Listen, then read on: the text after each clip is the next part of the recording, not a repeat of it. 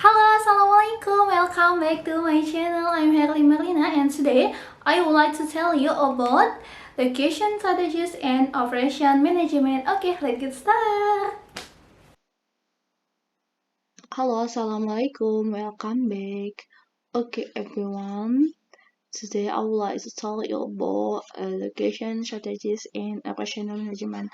First, let me introduce myself. My name is Herly Marlina and you can call me Herly. Okay, let's get started. In just 6 short years, we've evolved from a service that lets you book rides into one that connects multiple areas of your life. So you can commute, eat, make deliveries, and pay seamlessly through one app. This is the future of Grab. Grab is king. Grab is an Uber-like service that started out offering only rides, but now has grown to become a super app that covers payments, food deliveries, grocery deliveries, and many others.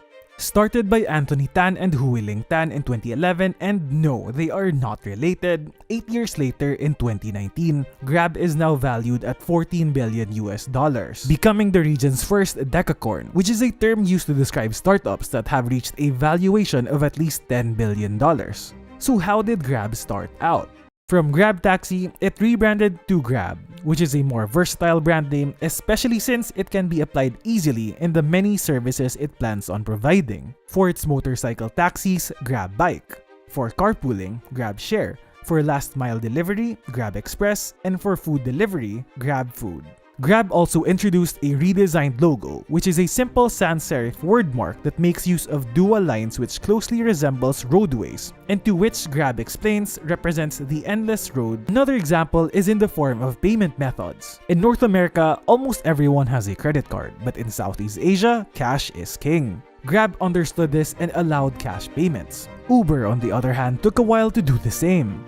In terms of marketing, Grab understood how important offline marketing was in the region. Here's one example. You see, in order to grow, Grab needed more drivers. But the problem is, you can't reach these drivers online.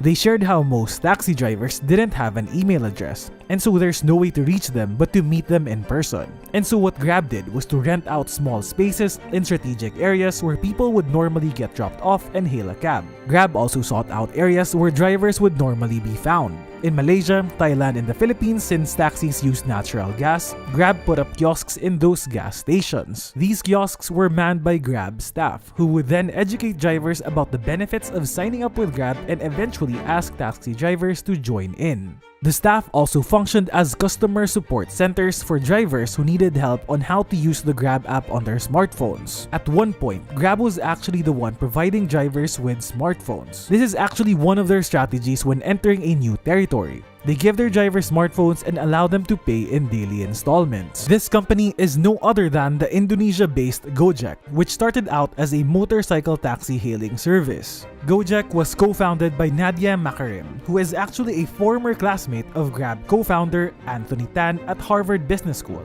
Makarim admitted that the idea of Gojek was inspired by Grab's success. In 2018, Grab invested in the OVO platform, which is the leading digital e-payment platform in Indonesia. So this tells you where they're headed. And Grab has already gained a foothold in Japan with a partnership with Japan Taxi and the Middle East with their partnership with Careem. Users get to use their Grab credits in these ride-hailing services. All of these moves by Grab all point towards making Grab profitable and more attractive to investors in time for its planned IPO.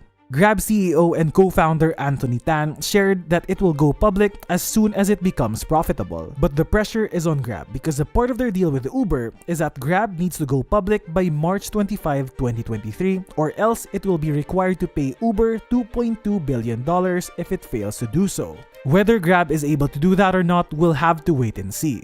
And so that's about it, guys. Now you know about the brand origin story of Grab. Localization strategy. Grab plan chose to double down on Southeast Asia. Revolved around a localization strategy, where the app would be optimized to meet the needs of passengers in every location. Localized payments started with payments. Uber required passengers in every country to pay by card. But in Southeast Asia, over half of people are unbanked, even today. In parts of the region, less than 5% of the population has access to a credit card. This meteoric rise can be attributed to a very smart localization strategy. The founders of Grab followed the classic hyperlocal playbook. Identify local problems. Tan and Ling saw that Uber was missing out on business by requiring credit card payments and only offering car rides. Furthermore, many local drivers did not know how to use a smartphone. As a consequence, they couldn't access the Uber app.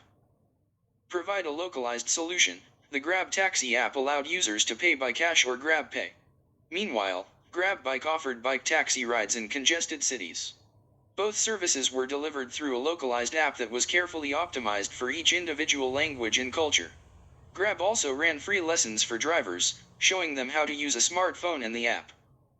Stay in sync with the locals. Throughout his tenure as CEO of Grab, Anthony Tan has regularly met with users and has even fulfilled food deliveries himself to understand his clients and workers. The company adapted its app to feel more natural to each population. Here are some examples.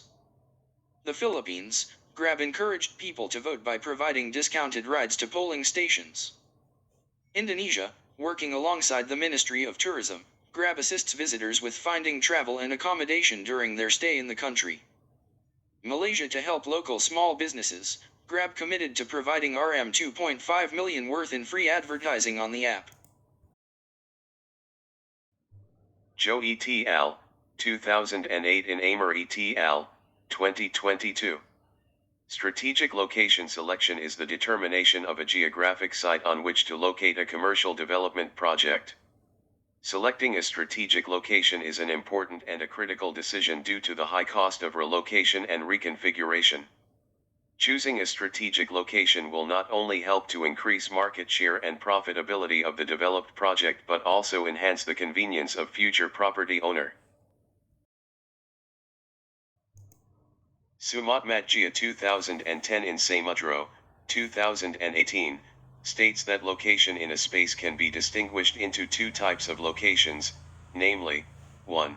Absolute location is a place or area whose location is related to astronomical location, namely by using latitude and longitude, and can be known for sure by using a map. The absolute location of an area cannot change or change according to changing times but is fixed because it is related to the shape of the Earth. 2. Relative location is a place or region whose location is related to the characteristics of a place or region. The characteristics of a place or region, the characteristics of the place in question can already be abstracted further. The strategic importance of location. Location strategy, a plan for obtaining optimal location for a company and identifies company needs and objectives. Location may alter total operating expenses as much as 50%. Right location is a key ingredient in a business's success. Location has a major impact on overall risk and profit of the company. Objective of location strategy is to maximize profit benefit. Factors that affect on location strategy. Labor productivity. Exchange rates and currency risk. Costs. Political risk, values, and culture. Proximity to markets. Proximity to supplier. Proximity to competitors. Labor productivity. Labor productivity measures the hourly productive output for a country's economy during a period of time. The formula for labor productivity is labor cost per day / production, units per day, equals labor cost per unit. Exchange rates and currency risk. Unfavorable exchange rate may negate any saving. Firm can take advantage of a particular favorable exchange rate by locating to foreign country. Operational hedging defines the situation where the firm have excess capacity in multiple countries. Cost. Tangible costs are those costs that are readily identifiable and precisely measured. They include utilities, labor, material, taxes, depreciation, and other costs that the accounting department and management can identify. In addition, such costs as transportation of raw materials, transportation of finished goods, and site construction are all factored into the overall cost of a location. Intangible costs are less easily quantified. They include quality of education, public transportation facilities, community attitudes toward the industry and the company, and quality and attitude of prospective employees. They also include quality of life variables, such as climate and sports teams, that may influence personnel recruiting. Political risk, values, and culture. The political risk associated with national, state, and local governments' attitudes toward private and intellectual property, zoning, pollution, and employment stability may be in flux. Worker values may also differ from country to country, region to region, and small town to city. Worker views regarding turnover, unions, and absenteeism are all relevant factors. In turn, these values can affect a company's decision whether to make offers to current workers if the firm relocates to a new location. One of the greatest challenges in a global operations decision is dealing with another country's culture.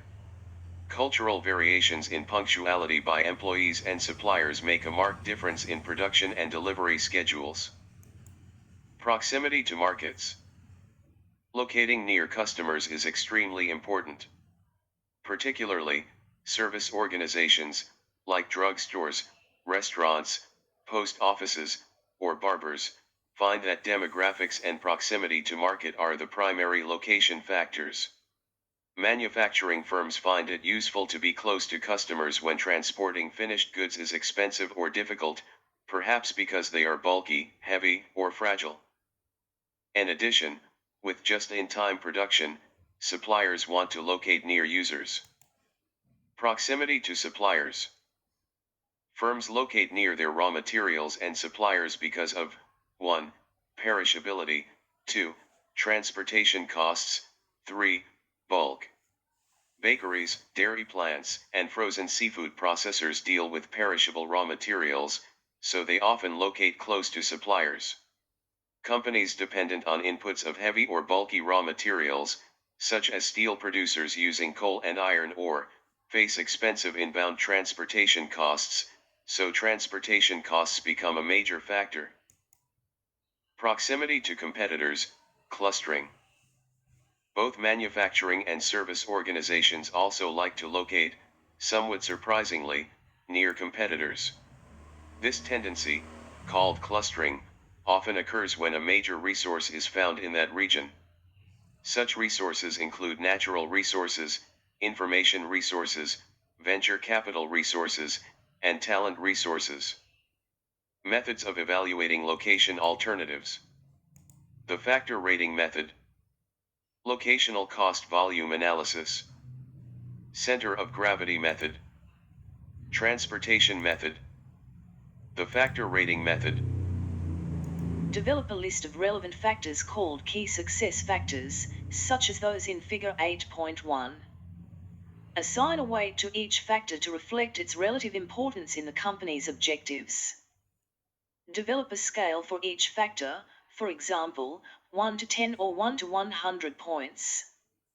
Have management score each location for each factor, using the scale in Step 3. Multiply the score by the weights for each factor and total the score for each location. Make a recommendation based on the maximum point score, considering the results of other quantitative approaches as well. Locational cost volume analysis.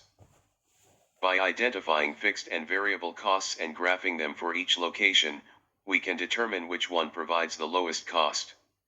Locational cost volume analysis can be done mathematically or graphically. The graphic approach has the advantage of providing the range of volume over which each location is preferable. The 3 steps to locational cost volume analysis are as follows. 1. Determine the fixed and variable cost for each location. 2. Plot the costs for each location, with costs on the vertical axis of the graph and annual volume on the horizontal axis. 3. Select the location that has the lowest total cost for the expected production volume. Center of gravity method. The center of gravity method assumes that cost is directly proportional to both distance and volume shipped. The ideal location is that which minimizes the weighted distance between sources and destinations, where the distance is weighted by the number of containers shipped. X-coordinate of the center of gravity equals numerator, sum over bold italic I of, bold italic cap x bold italic I, bold italic cap q bold italic I n summation n numerator, over denominator, sum over bold italic I of bold italic cap q bold italic I n denominator. Y-coordinate of the center of gravity equals numerator, sum over bold italic I of, bold italic cap y bold italic I, bold italic cap q bold italic I n summation n numerator, over denominator, sum over bold italic I of bold italic cap q bold italic I n denominator. Where 11 equals x coordinate of location I. Y equals y coordinate of location I. Chi equals quantity of goods moved to or from location I. Transportation model.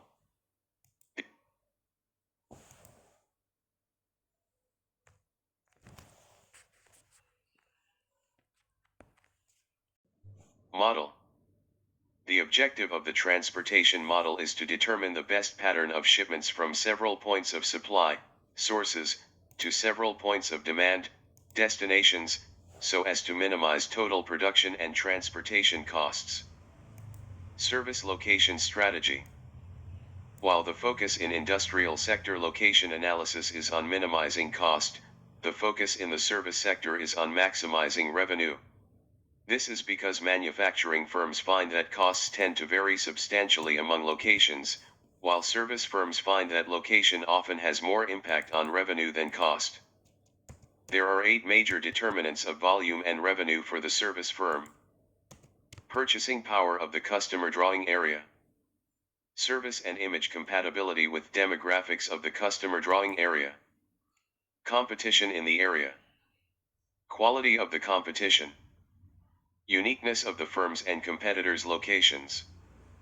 Physical qualities of facilities and neighboring businesses. Operating policies of the firm. Quality of management. Geographic information systems.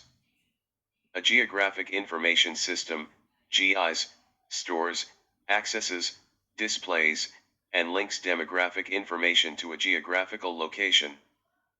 Here are some of the geographic databases available in many GIS. Census data by block, tract, city, county, congressional district, metropolitan area, state, and zip code. Maps of every street, highway, bridge, and tunnel in the U.S. Utilities such as electrical, water, and gas lines. All rivers, mountains, lakes, and forests. All major airports, colleges, and hospitals. Thank you. Thank you so much guys for watching my video. Assalamualaikum.